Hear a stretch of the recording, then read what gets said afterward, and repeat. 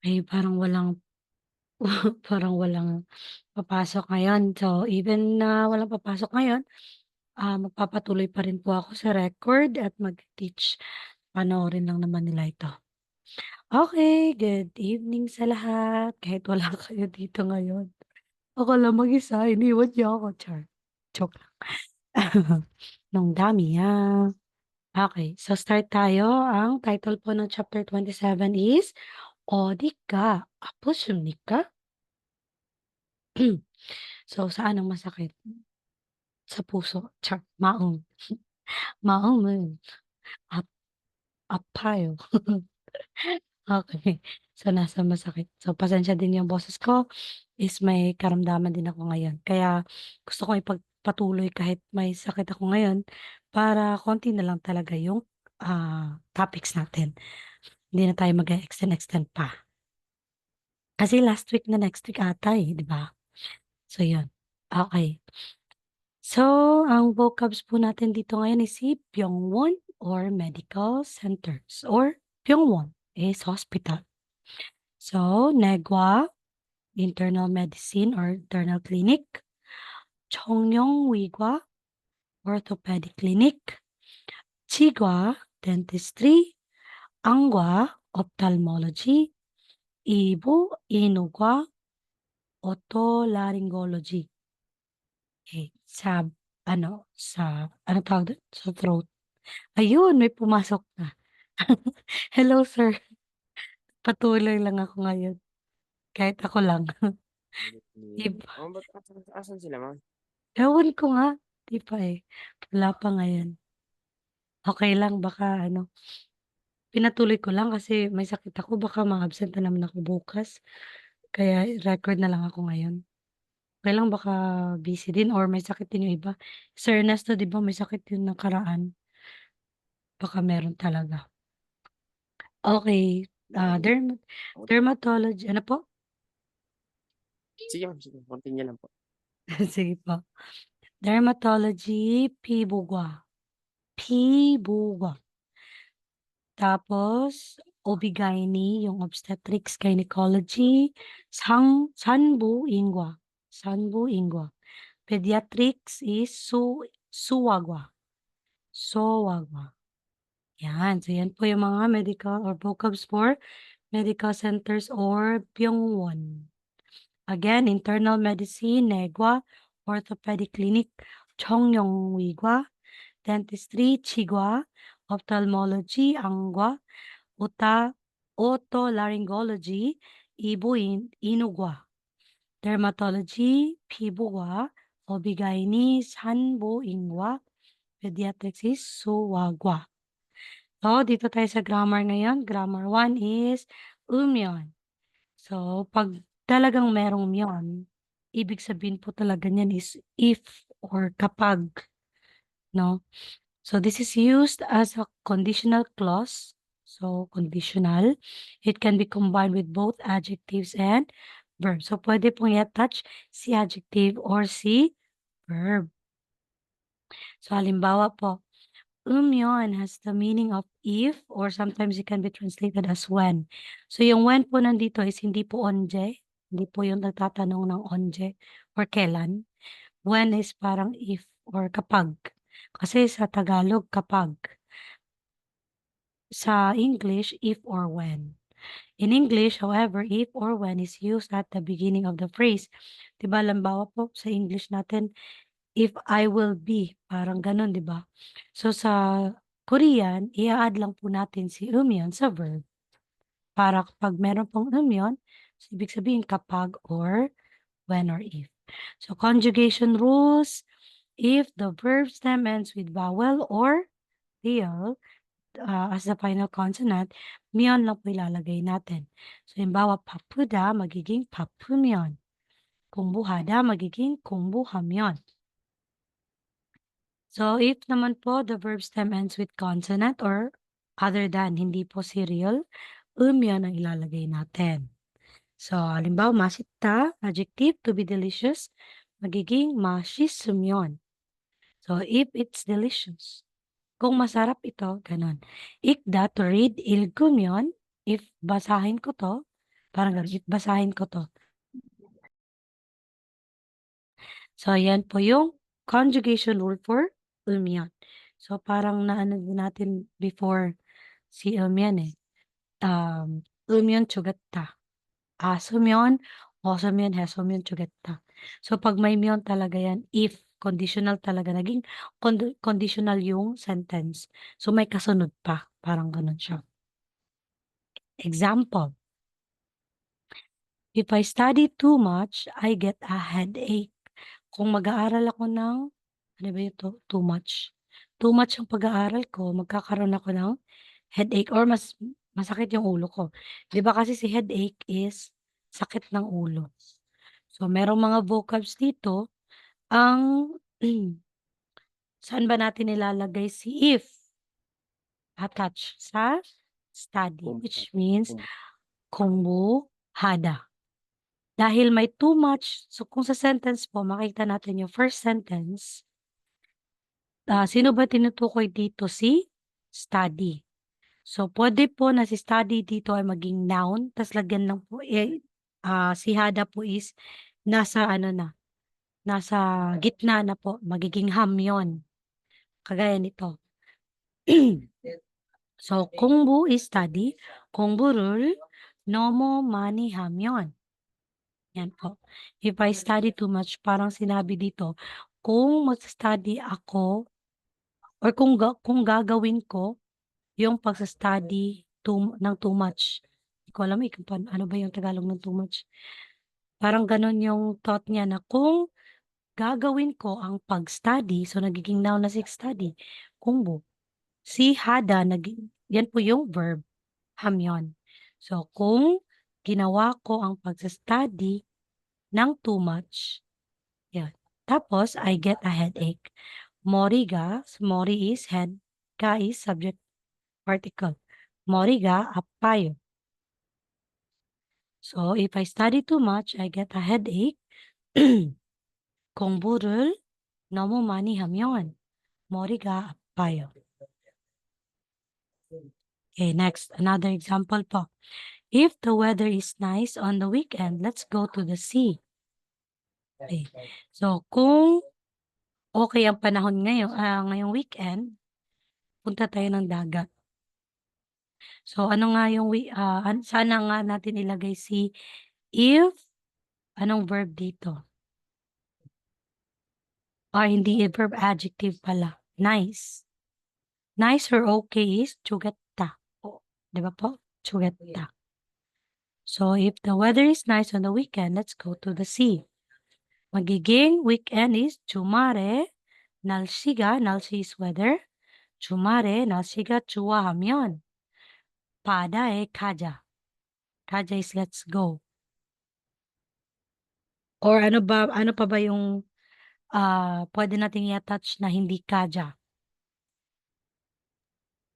kayo ma Kayo, pwede.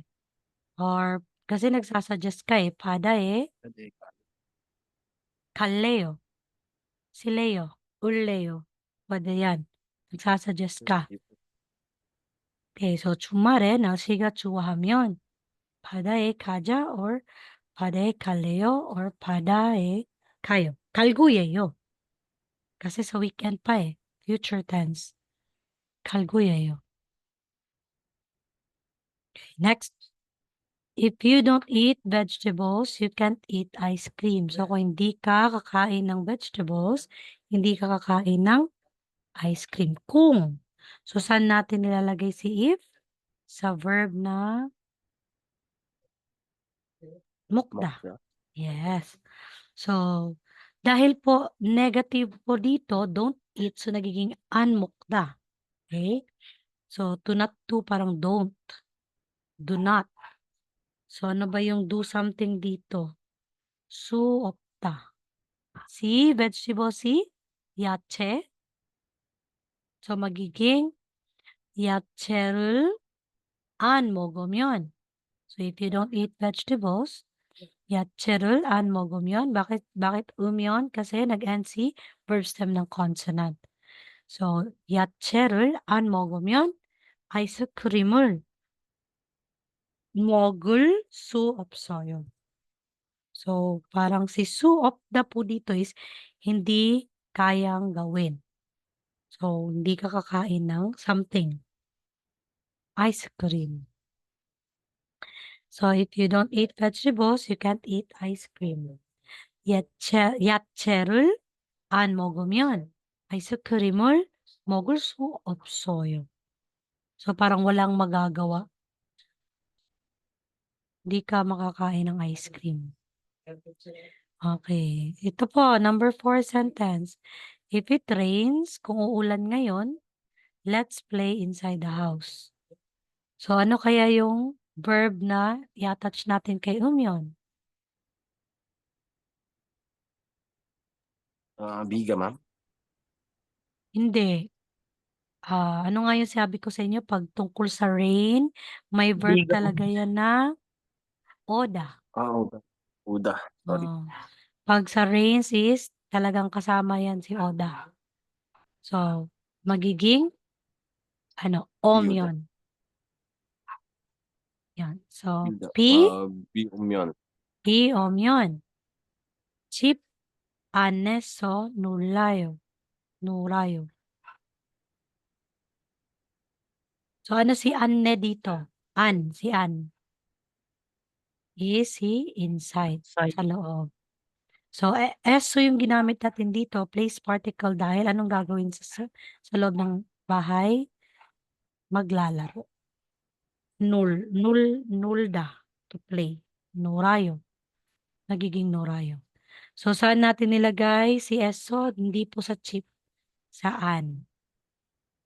Hindi po pwedeng dalawang particle or place particle ilalagay mo. So, pwede din naman si P magiging piga. Okay? Piga. So, may pi가 오면 or 비 오면 집 안에서 놀아요. So, bakit nandito to? Sobrang late to. So, dito tayo sa example na sentence pa rin. Kung marami kang pera, if you have a lot of money, what would you like to do? So, pwede mo pong gamitin sa yon or sentence na may question. Kasi conditional to eh. Conditional clause. So, kung marami kang pera, anong gagawin mo? So, saan natin i-attach si if? Sa adjective Salat. na lot. Yes. Ano nga si lot? Or many? Money. Money. So, paano yan? Manda, di ba? Manda. Dictionary form ng manda. Manumyon. Yon, tama. So, tuni, manum yon. Tapos, what would you like to do? Ano ang gusto mong gawin? So, ano nga yung grammar ng gusto? 싶다. Kaya magiging tuni manum yon. Mo hago 싶어요. So, si hada dito is do. So, anong gagawin mo? Mo is what? 싶다 is gusto. Baka nakalimutan nyo yan. Gusto yan. 싶다. So, if you have a lot of money, what would you like to do? Kung marami kang pera, anong gusto mong gawin? Tuni manum yon. Mo hago 싶어요. Yan. Ito pa po. Si ironada. Ironada is to get up. So, pag sasabihin na kung, ano ba yung get up sa Tagalog? When I get up in the morning, I always drink coffee. Saan natin natouch si when or si umyon sa get up, which is ironada. So, in the morning si atsime. So, magiging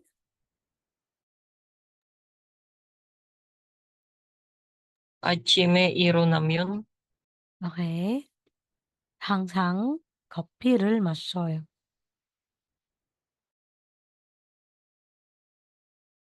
Okay. So, iba din po yung example last time ni Mada na sinabi dun is, every morning, I always drink coffee.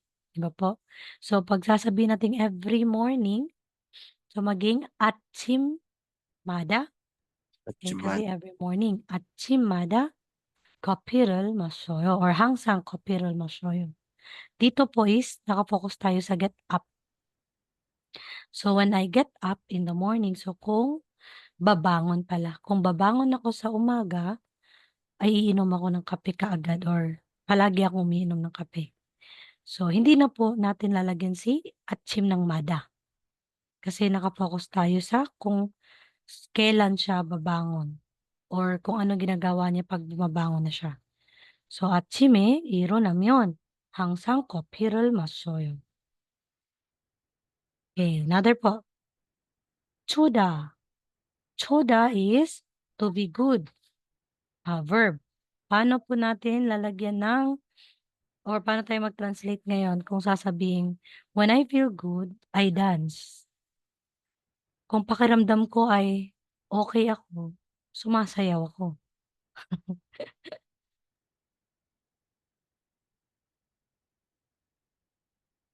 Sige nga.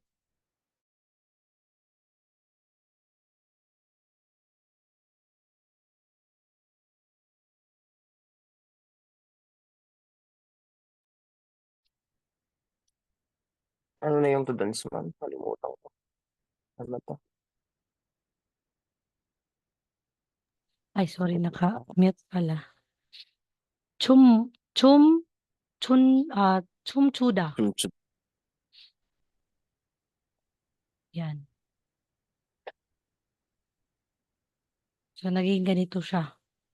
So, when I feel good, so sa good natin ilagay si umyon. So, tingnan natin si good ay nag-end ng consonant kaya umyon. So, 기분이 좋으면 춤을 추어요. Yung feelings pa rin. Nakipon. Chum yan.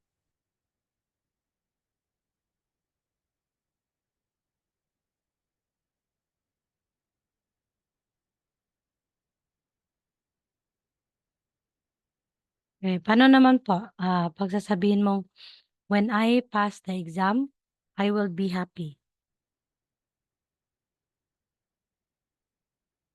So, si exam or si lesson? Exam, test, 시험. Saan natin lalagay yung sinabi ko kanina, when I pass the exam, saan natin lalagay si umyon? Sa pass. Sa pass po, ang vocabs po ng pass is, type, hindi ako makatype kasi, or mahina kasi hindi ko pa nalagyan ng sticker tong keyboard, bagong keyboard ko eh. Ang ano po, try ko. Ang vocab po ng pass is, hindi pa rin. Ha. Hapkehada. Hapkehada. Hindi ako maka-type ng Korean eh. Ano ko na lang. Hapkehada.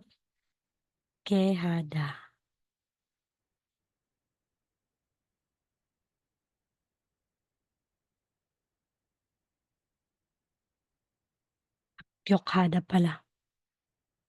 Hapkyokhada. Yes. So, when I pass the exam. So, exam is shihom. Exam. Shihom. Tapos, hapkyokhada. Tanggalin si da. Giging hapkyokhamyon. Hapkyokhamyon. Tapos, ano si happy? Kongbuhada. Diba? 행복. 행복하다. Study pala yung kumuhada. 행복하다. To be happy. So, anong ulit yun? 시험에 합격하면 tapos 행복해요. Kasi 행복하다 eh. To be happy. 행복해요. Yan. So, yan po. Basta, yun. When, yun talaga. Magiging conditional po yung sentence. Okay, let's go to other vocabs 2 for chapter 20. Ano na nga yun? 27. So, treatment is cheerio. Okay. Sir Francis, basa ka po, sir. Sige po. Cheerio treatment. Cheerio relhada to treat. User matta to get an injection. Susulhada to have surgery. Yagil mokta to take medicine. Sodogil hada to disinfect. Yonguril barda to apply ointment. Penderil butida to put on a band-aid. Pasiril butida to apply a patch to. Gingeril hada to apply ice. Bung deril kamda to wrap a bandage. Jumurida to massage. Kipshiril hada to wear a plaster cast.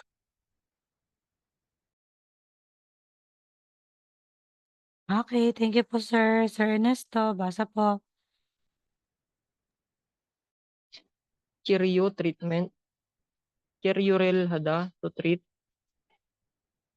Chusaril matta to get an injection. Susulhada to have surgery. Yagel mukta to take medicine. Sudugul hada to disinfect. Yongguril barida to apply ointment. Banderil botida to put on a band-aid. Pasiril botida to apply a patch. Chimjeril hada to apply ice. Bongteril kamda to wrap a bandage. Jomorida to massage. Kupsiril hada to wear a plaster cast. Okay, thank you, sir.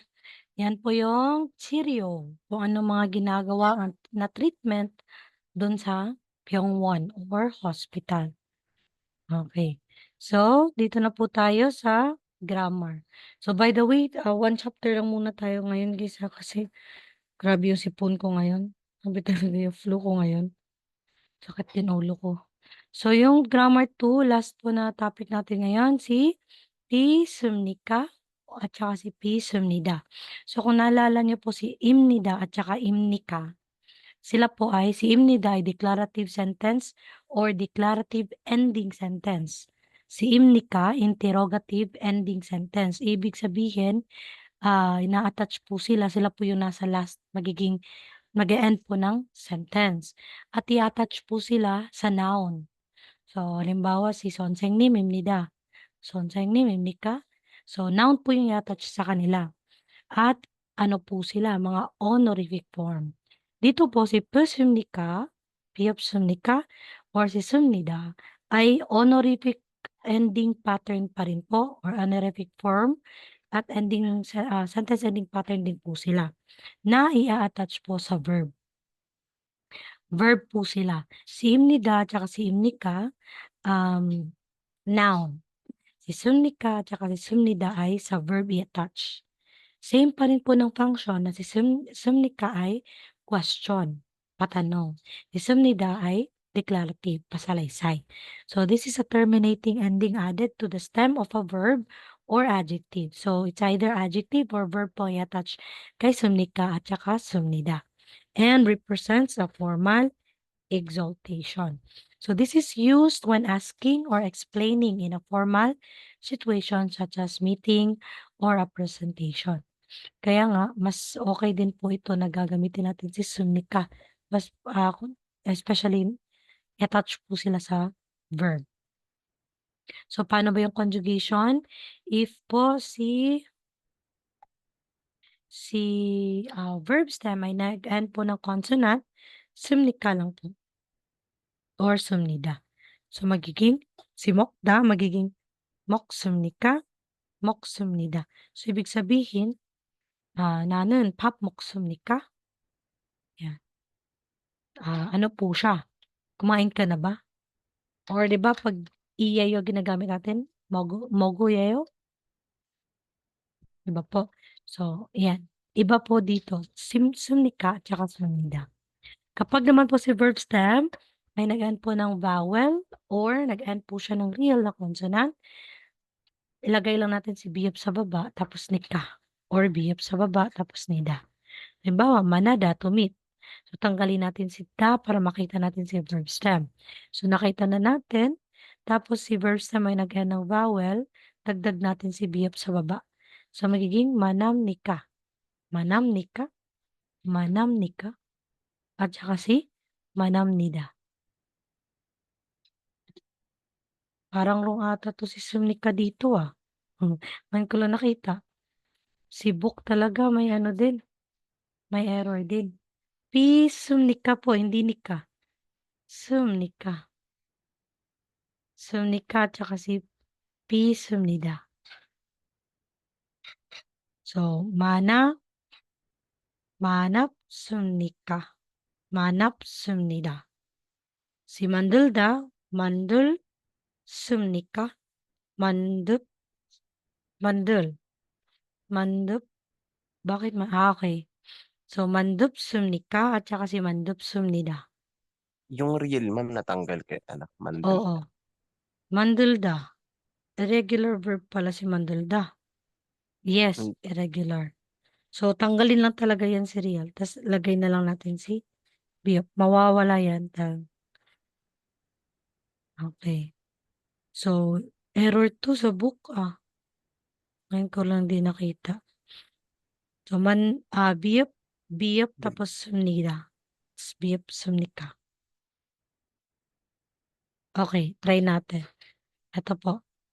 So, question, how can I help you? Anong may tutulong ko sa inyo?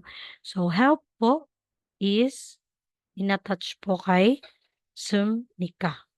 Kasi verb. So, how is 어떻게?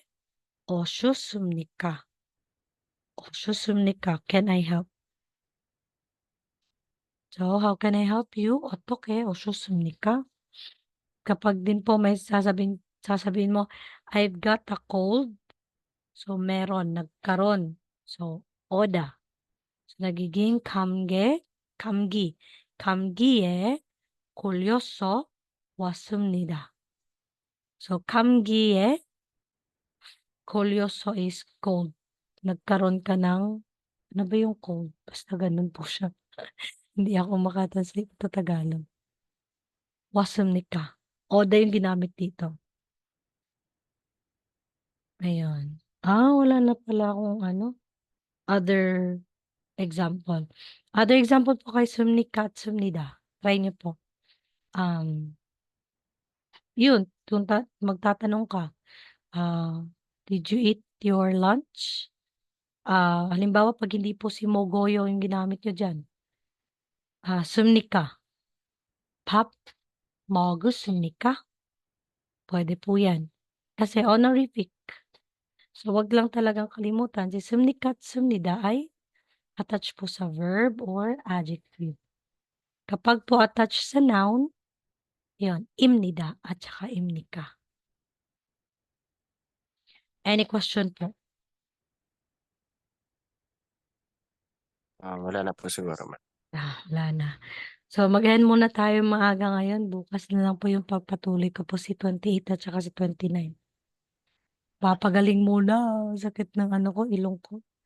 Sige po, Sam. Sige Pagaling ka po. po. Yes, good night. Thank you, ma'am. Thank you, Good ma'am. night. Okay po.